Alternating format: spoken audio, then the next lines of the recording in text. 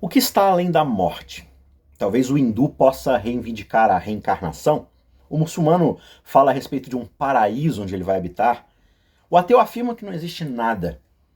Mas qual é a esperança cristã? Em palavras que são lidas em funerais ao redor de todo o mundo, Jesus diz isso. Que o coração de vocês não fique angustiado, que não se turbe. Vocês creem em Deus? Creiam também em mim. Na casa de meu pai há muitas moradas, e se não fosse assim, eu nem teria dito. Mas eu vou preparar um lugar para vocês. E quando eu for e preparar esse lugar, eu voltarei e os receberei para mim mesmo, para que onde eu estou, vocês estejam também. João 14, versos 1 a 3. Antes da gente refletir no contexto geral dessa passagem, dessa fala de Jesus, vamos examinar rapidamente aqui duas expressões que talvez possam deixar algumas pessoas em situação de difícil interpretação. Primeiro, a palavra para moradas. É uma palavra bem difícil de traduzir. E algumas versões podem exibir a palavra mansões. Na casa de meu pai há muitas mansões. Inclusive, essa expressão aparece várias e várias vezes no vocabulário de muitos cristãos, né? Um dia eu vou morar com Jesus nas mansões celestiais. Só que essa palavra ela aparece apenas uma outra vez na Bíblia e é nesse mesmo capítulo, quando Jesus diz que se alguém me ama, ele guardará a minha palavra e o meu Pai o amará, e nós viremos para ele e faremos nele morada. Talvez, portanto, seja melhor a gente entender o versículo 2, essa expressão, como realmente na casa do meu pai há muitas moradas, muitos lugares para se habitar. O ponto de Jesus aqui não é sobre a arquitetura da nossa habitação eterna, o luxo que nós iremos receber. Ele está simplesmente nos contando sobre o espaço da casa do seu pai.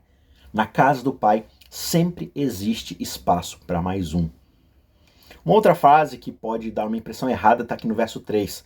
Vou preparar um lugar para vocês.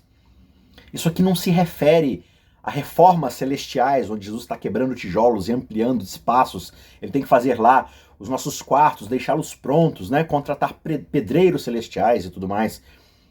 O nosso lugar não é preparado por uma equipe de construtores angelicais ou pedreiros celestes. Não é essa a ideia. A ideia aqui é que a ida de Jesus é que prepara o nosso lugar. Jesus aqui está falando da cruz. É a sua partida para a cruz, na sua morte no Calvário, que deixa esse lugar pronto. É a sua morte que assegura que nós tenhamos um lugar lá no céu. Então, agora que nós tiramos isso do caminho, nós aprendemos positivamente sobre a nossa esperança eterna. E o que essa lição nos traz é simplesmente isso. A nossa esperança é o próprio Cristo.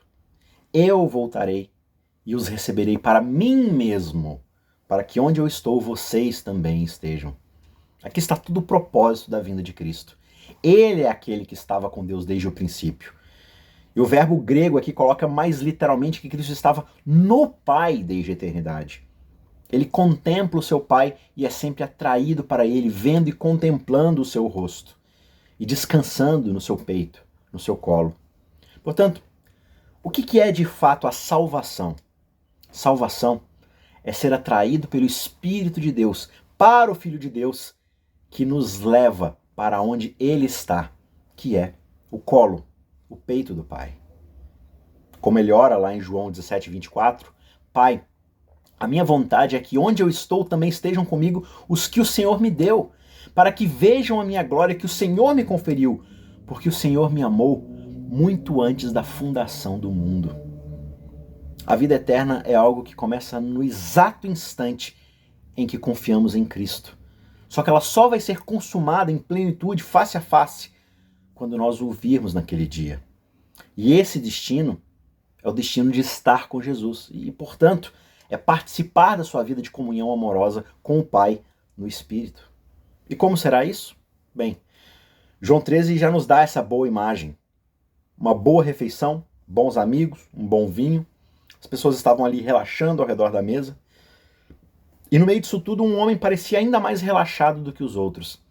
O texto nos diz: ao lado de Jesus estava reclinado um dos seus discípulos, aquele a quem Jesus amava. Então aquele discípulo, reclinando-se sobre o peito de Jesus, perguntou. E aí ele continua fazendo a sua pergunta. Mas a imagem aqui é que o próprio João, O autor desse evangelho está descrevendo para a gente uma relação íntima.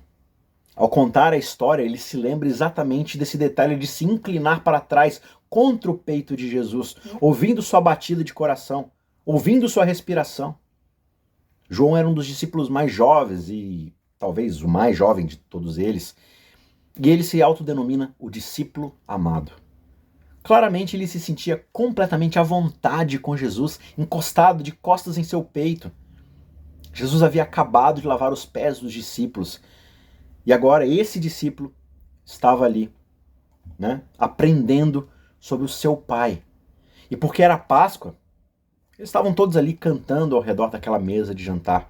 E a gente pode imaginar a todo instante o braço de Jesus ao redor de seus amigos, especialmente desse jovem amigo.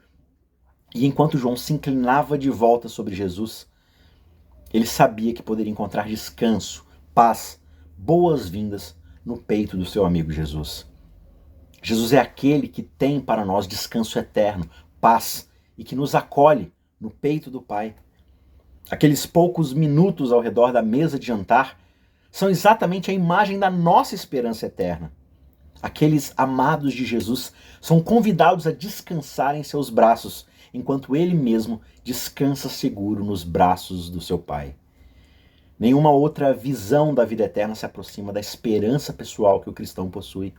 Outras religiões podem entrar em detalhes sobre os prazeres do paraíso, só que para o cristão o nosso foco é diferente.